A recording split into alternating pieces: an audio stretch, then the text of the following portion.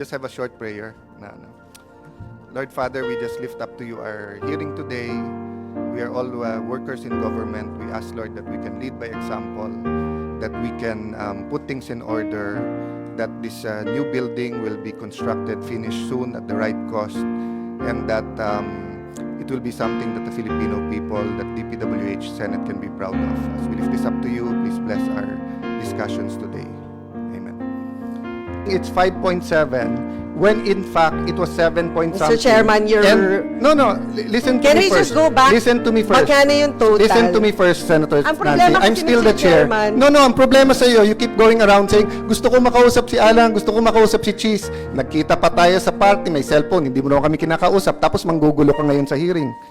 Let me continue. I told SEC na pinapalabas na walang 23B. Because there's no because he 23B. total, ayan yung There's a 23B, oh. 23B. Ayan ang 23B. Ayan ang 23B na submitted ng SCT na Yeah. staff mo, na ikaw nagsabi sa akin na My point, there's no such thing as 23 billion sa paulit-ulit na tayo DPWH. kanina Thank pa you, na Mr. Chair. 21.7 billion. Kabuang Kanaday.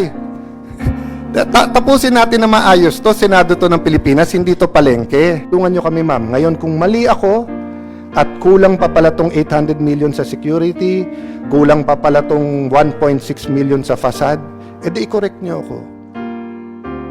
Hindi man tayo magkasundo-sundo sa isang opinyon dahil meron tayong sariling katwirang tinatayuan. Magkaiba man ang ating pinaglalaban, hindi dahil tayo ay magkalaban, kundi dahil gusto lang nating mas marami ang makinabang sa paraan na ating nalalaman. Alam nyo, sa dulo ng lahat ng ito, Filipino ka, Pilipino ako. May iisa tayong Pilipinas. Bansang nakilalang nagkakaisa, nagmamahalan, at lumalaban para sa kaayusan ng bayan.